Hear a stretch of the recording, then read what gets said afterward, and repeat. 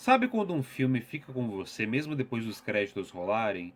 Não é só pela história, mas pela forma que ele consegue falar de nós mesmos, da nossa vida e do nosso tempo. Foi o que aconteceu com o recente sucesso Ainda Estou Aqui, de Walter Salles. Quando estreou, gerou debates, mas não apenas sobre cinema, mas sobre quem somos como país e como nossas produções audiovisuais podem ser vistas ao redor do mundo inteiro. O impacto imenso fez que a obra ultrapassasse as nossas fronteiras, atraindo atenção internacional e colocando o cinema brasileiro em destaque em festivais e premiações fora do país. Porém, o mais importante que conquistar o olhar externo está na capacidade do nosso setor audiovisual falar de nós mesmos, de brasileiro para brasileiro. Então fazemos a seguinte pergunta: até que ponto nós temos estrutura para criar não só obras relevantes, mas também personagens e narrativas que atravessam gerações e fixam a qualidade para o público geral? Capítulo 1 Central do Nosso Brasil. Segundo Castro, o cinema brasileiro, além de entretenimento, também é um espaço de representação cultural do nosso país, refletindo o cotidiano e os valores de nossa sociedade, além de construir narrativas que contribuem para a memória coletiva do Brasil. Essa função se manifesta ao longo de diferentes fases que marcaram a história do audiovisual nacional, cada uma com seus próprios marcos e formas de expressão. Nos anos 60 e 70, o cinema novo se propôs a ser um movimento mais engajado politicamente, voltando para um conteúdo social e com estéticas novas para a época, muito influenciada pela Nouvelle Vague da França. Os filmes desse movimento, como Deus e o Diabo na Terra do Sol e Vidas Secas, dirigidos respectivamente pelos cineastas Glauber Rocha e Nelson Pereira dos Santos, buscavam retratar as desigualdades, as dificuldades dos povos minoritários e marginalizados, além de também questionar as estruturas de poder, consolidando o cinema como uma forma de transformação social e representando a realidade brasileira de seu tempo. Já no contexto da ditadura militar, surge o cinema marginal, marcado pela experimentação estética, filmes com narrativas subversivas e de baixo orçamento. O Bandido da Luz Vermelha, de Rogério Sganzella, foi um dos longas que exploraram uma linguagem pouco utilizada nos padrões de obras da época, se destacando principalmente pelos filmes porno chanchada e exploitation. Na década de 90, o cinema brasileiro passaria por uma nova fase de renascimento, que ficaria conhecida como a retomada. Após um período de crise marcado por cortes de investimento e fechamento de várias produtoras, surgem filmes como O Central do Brasil, dirigido por Walter Salles e estrelado por Fernanda Montenegro, que conquistou o prestígio nacional e internacional por combinarem uma qualidade técnica com narrativa envolvente e que dialogava com o dia a dia dos brasileiros. Esse movimento abriu caminho para toda uma nova geração de cineastas para a indústria brasileira. Obras como Cidade de Deus, de Fernando Meirelles e Katia Lund, são consideradas registros de pertencimento e resistência cultural, por abordarem questões relevantes que ainda persistem, como a violência e a desigualdade social. Contudo, a presença cada vez maior de obras brasileiras em território nacional e internacional ainda enfrenta grandes dificuldades. Olhando para as produções estrangeiras, principalmente as hollywoodianas, nossos filmes ainda são tímidos diante da força destes outros longas.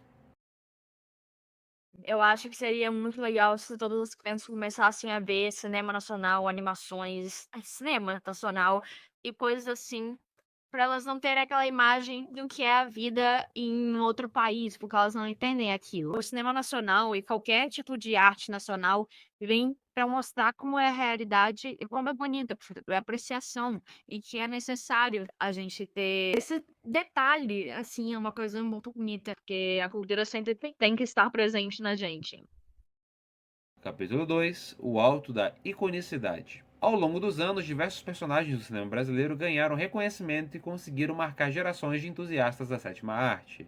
Zé Pequeno, o vilão de Cidade de Deus, se tornou um ícone da representação da violência urbana e da desigualdade social. Os malandros João Grilo, Chicode e o Alto da Compadecida trouxeram à tona a força da cultura popular nordestina, ao combinar o humor com crítica social, algo característico das obras do autor Ariano Suassuna. Porém, apesar de sua relevância, muitas vezes o impacto dessas figuras acaba sendo limitado quando comparado à longevidade ou alcance de outros personagens construídos pelos grandes estúdios internacionais. Heróis como Superman, James Bond ou Harry Potter são continuamente reinventados e atravessando gerações por meio de franquias, produtos licenciados, estratégias de marketing global, enquanto nossos ícones brasileiros raramente ganham uma continuidade ou presença em outras mídias. mesmo que ainda haja uma potência criativa por trás. Ainda tem muitos obstáculos que podem transformar esses personagens de sucesso em referências de longo prazo. O Brasil é muito influenciável por outras culturas, principalmente os Estados Unidos. A gente sempre tem esse negócio de olhar para o outro e achar que lá fora é melhor que o nosso país. Eu vejo muito isso, tanto pela perspectiva de uma pessoa que já morou fora do país, eu vejo que todo mundo fala, tipo, não, o Brasil não é nada daquilo, as pessoas têm que abrir os olhos, têm que sair do Brasil mesmo, sendo que não é assim. O nosso país é muito rico, o nosso país tem muita coisa, muita cultura que pode ser adicionada a tudo, mas a gente não é valorizado. Eu acho que isso vem muito de as pessoas, tanto os artistas não têm um material para se aprofundar na arte e realmente se desenvolver, porque a gente não tem verba, a gente não tem apoio do governo, e é muito complicado fazer qualquer tipo de arte no Brasil, principalmente cinema e teatro. Então, esses personagens que acabam sendo mais icônicos nos Estados Unidos são porque tiveram muito investimento, muita publicidade, muito marketing, muita coisa em cima daquilo. Eu acho que o Brasil ele tem muito mais que valorizar a sua arte, seus artistas, para conseguir chegar no nível daqui. Capítulo 3: Rá-Tim-Bum da memória. A iconicidade é um ponto essencial, visto que isso envolve identidade visual, construção narrativa, presença multiplataforma e capacidade de gerar identificação emocional com o público. No cinema internacional, tão admirado por muitos, podemos observar claramente o quanto é deliberadamente investido as construções de universos ficcionais e personagens reconhecíveis pelos grandes estúdios, como a Warner Bros., Universal, Walt Disney, Paramount, entre vários outros. No Brasil, infelizmente, ainda persiste a ausência de potência desses elementos que eu acabei de citar. Na verdade, as produções infantis nacionais que ocupam um lugar de destaque nesse aspecto. Programas como Castelo rá tim com personagens como o Nino, ou a clássica Turma da Mônica, criada por Maurício de Souza, exemplificam personagens que se tornaram referências afetivas, marcantes e que acompanharam a infância de milhões de brasileiros, se mantendo vivos até hoje por meio de releituras e produtos culturais que reforçam as suas respectivas forças. Isso é sem falar de celebridades que por si só carregam fortes imagens. Entre muitas delas, é impossível não vir à cabeça a figura de Xuxa Meneghel, a apresentadora e cantora infantil que encantou a infância de milhares de brasileiros nos anos 80 e que toda a sua estética ficou extremamente marcada na memória. Já nos campos das comédias, a iconografia assume um dever de refletir costumes, vícios de linguagem e também arquétipos sociais com humor e exageros. Personagens como o Professor Raimundo e toda a sua escolinha, ou a Velha Surda da Praça Nossa, assim como tantos outros criados por humoristas brasileiros, apontam tipos reconhecíveis do nosso cotidiano, que se transformam em símbolos que o público se identifica instantaneamente e fica marcado para sempre. Indo além da narrativa, essas criações se apoiam na repetição de bordões inconfundíveis na cultura popular e também nas suas performances. Segundo Guimarães e Oliveira, deve-se destacar a relação do ator com o personagem, visto que muitos deles possuem uma simbiose tão intensa que o intérprete e o papel se fundem em uma única identidade, sendo muito difícil de desassociá-los para o grande público. O ator, ele tem que saber exatamente que caminho que ele tá levando. As pessoas pensam que, tipo, criar um personagem é só, tipo, o personagem já tá pronto. Ah, ele é um personagem bravo, ou feliz, ou carismático. Tem que juntar tudo isso e agir com uma personalidade. Ou agir a emoção que ele sente. Mas não, você tem que sentir como ele é. O processo de desenvolvimento de um personagem é muito extenso e é muito trabalhado e exige muita dedicação. Muitas vezes os atores brasileiros, atores e atrizes, não têm esse tempo. Às vezes a gente tem uma semana para se preparar o personagem, um mês, até 2 meses, às vezes não é o suficiente, dependendo do papel. Questão de investimento, é questão de apoio que muitas vezes a gente não tem. Os maiores sucessos do cinema ou do teatro brasileiro são os que tiveram tempo de preparação. A gente vê aí o Ainda Estou Aqui, que foi o maior exemplo de um trabalho de anos, que foi aquela preparação intensiva e o jeito de gravar e o modo de terem ser gravado aquilo foi o que influenciou de ter sido tão icônico e ter acontecido o que aconteceu e a gente levar um Oscar por causa dele. Capítulo 4: Que horas o nosso espaço volta? A sustentabilidade do cinema brasileiro depende de articulação de políticas públicas permanentes, que estimulem a formação de um público cativo e estratégias para que muitas produções sejam capazes de dialogar com diferentes demandas do mercado.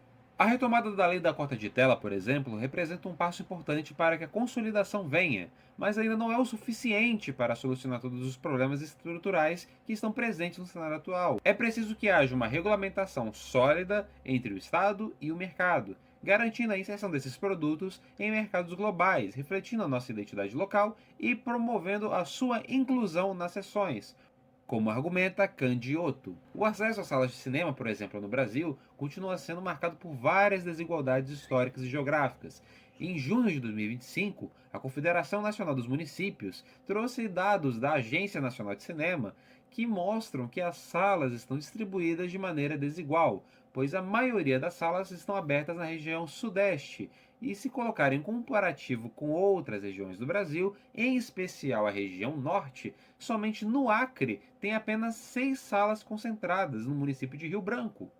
Para muitos, a tela grande ainda se encontra distante, seja em quilômetros ou em possibilidades, e assim o público mal consegue ter a chance de conhecer os filmes que falam da sua própria terra, da sua gente, dos seus dilemas cotidianos. Westin, na sua matéria escrita para a Agência Senado, ressalta que mesmo que o cinema nacional represente mais de 40% dos lançamentos, ele ocupa menos de 8% das sessões e 3,5% do público. Por isso, muitas vezes, acaba sendo preferível para essas pessoas apenas aceitar o que a televisão está transmitindo, ou ir direto para uma plataforma digital e assistir o que bem entender no conforto da sua localidade, da sua residência. E falando em streaming, os serviços atualmente estão ajudando a ampliar o alcance das produções nacionais, porém ainda há dificuldades, como por exemplo conquistar uma boa janela na plataforma, ou até mesmo uma visibilidade entre tantas outras ofertas de conteúdos.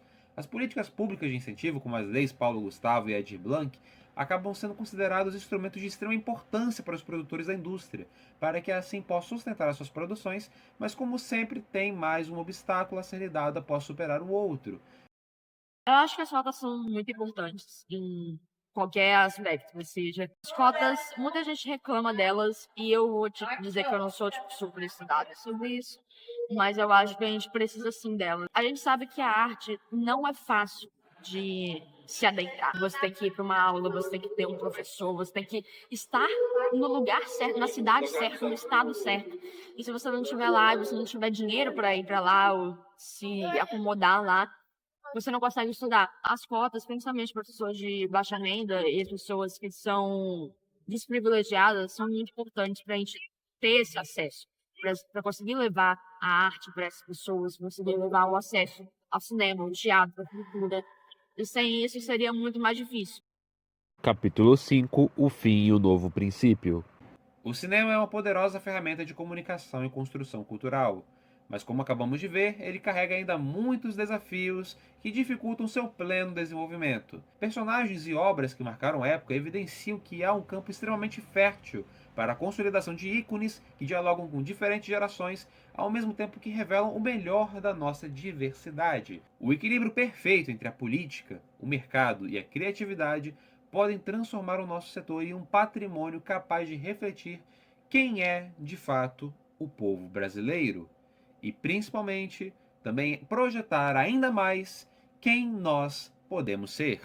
Eu sinto falta, por exemplo, pelo menos no estado em que eu estou, é algo muito inacessível. Você conseguir fazer parte de um edital. São muitas burocracias que tem a necessidade de terem, mas não é acessível para qualquer um que quer, tipo, quero fazer uma peça. Não se vê muito audições abertas ou chamadas de elenco para filmes ou para teatros. É muito raro que eu vejo isso. E quando eu vejo, não são pagos, porque as pessoas não têm como financiar aqui. A gente precisa de uma porta se abrir. E é muito difícil isso acontecer na maioria das vezes. A gente tem que se esforçar muito para conseguir um papel mínimo. Às vezes a pessoa consegue fazer mais, só que não dão essa oportunidade para ela. Então, eu acho que é questão de nós mesmos, artistas, abrirmos nossa mente e querer agregar mais pessoas, tanto do governo, de dar mais financiamento, de fazer mais projetos, de ouvir o que os artistas precisam. Para você fazer um papel muito bom, um papel icônico, uma peça de teatro muito boa, você precisa de tempo. E nesse tempo você precisa se sustentar, você precisa de um salário, você precisa de alguma coisa para conseguir sobreviver. Se a gente não tem esse salário fixo, a gente não tem algo para conseguir se manter, a gente não consegue se dedicar à nossa arte e não consegue se dedicar à cultura que a gente quer apresentar.